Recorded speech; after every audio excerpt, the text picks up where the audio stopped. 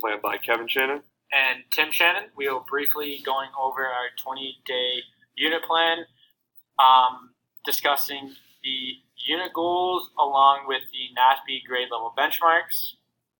We will also be going over a week by week block plan about all of our assessments that we formulated over the course of this project and how it increased student learning from day 1 to day 20.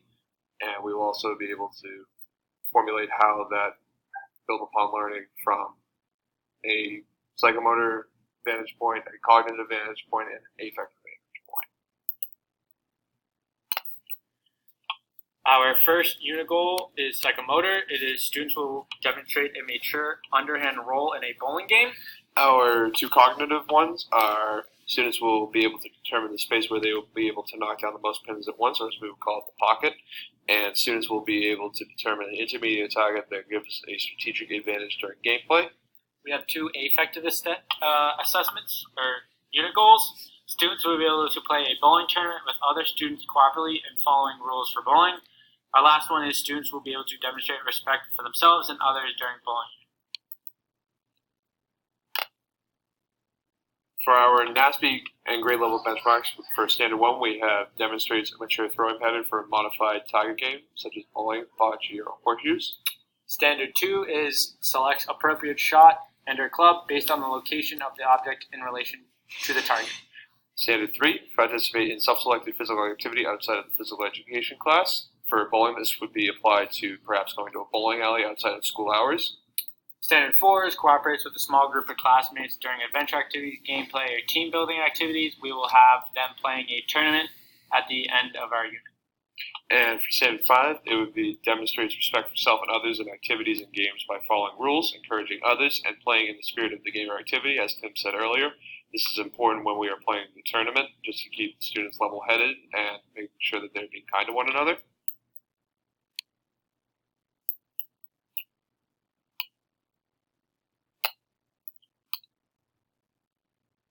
Getting into week 1 of our block plan, we begin with a pre-assessment on day 1, which is a cognitive informal assessment, which is all about just seeing where students are at.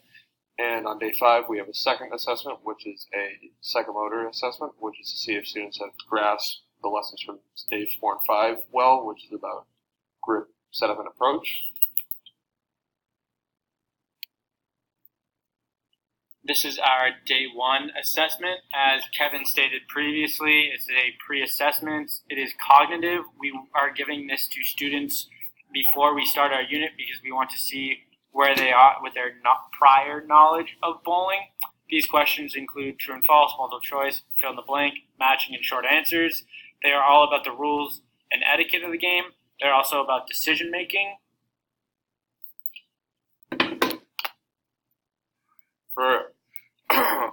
For Standard 3, this log will also be handed out during week 1, which is participates in log physical activity 3 times a week outside of PE class. This could be done by going to a bowling alley, just participating in like kind of an impromptu game at your house, something like that would just keep them moving outside of PE class. And this log would just basically be a place for them to keep track of that. To finish week 1 on day 5, we have another assessment. It is a cognitive teacher assessment. We'll have 4 stations of 4 decision making stations, and one of us will be at the station of locating the pocket and determining the importance. We will be assessing students on whether or not they can correctly state what pocket they should aim for and explain to us why hitting the pocket in the first place is important. All right, heading into week 2, we start to pull it all together as day 8 would indicate on the slide, where we basically just are able to go through scoring and etiquette and adjusting for lane conditions. During this week, we will also be able to finally kind of get into actual mini games with the students and be able to starting to get ready at day 10, or in this case would be a Friday. And for week 2, it would be getting ready for our tournament prep and expectations for said tournament. And we would also have a mini game because we would be going through a dry run with the students about how the tournament would work. And for day 10, we have soccer bowling as our mini game. On day 8, this is our affective peer assessment. It is an informal assessment. This is after students will be playing versus an opponent. During a bowling game, they will be grading each other on encouraging each other, wins or loses gracefully, and they're courteous to others. All right, now getting into week 3, we start on day 11 by continuing to go through our dry run of the Red Robin's rotation sequence, which will be utilized during the tournament play. We will also have a mini game which will kind of be incorporating interdisciplinary into PE by having a geography bowling role, and what basically how the game would work is whatever country that the ball lands on after you roll it, that you'll be asked its name in capital, kind of as a little trivia thing, just to keep them interested, incorporate social studies into PE. We will conclude our TGFU lessons on days 13 and 14, and on day 15 we will have an adaptive bowling unit where they will be given a disability that they will present to the class about how they could help this person bowl. We have 2 assessments, one on day 12, which is psychomotor, given by a teacher, and one on day 15, which is an informal psychomotor assessment.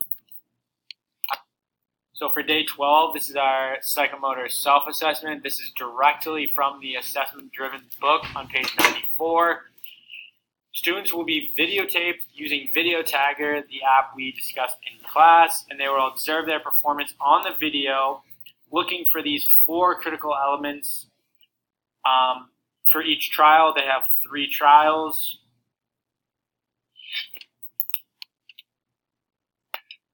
For day 15, we also have a teacher-given psychomotor assessment, which is very informal, where basically it's just 4 critical elements that will be checked off that will just be kind of as a refresher to the teacher where each student is at before we get into the tournament play, which begins the following week.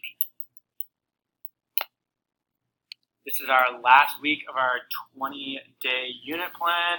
On day 16, we are wrapping up our adaptive bowling activity with students. As you can see, on day 17, we are beginning that tournament play for a culminating activity.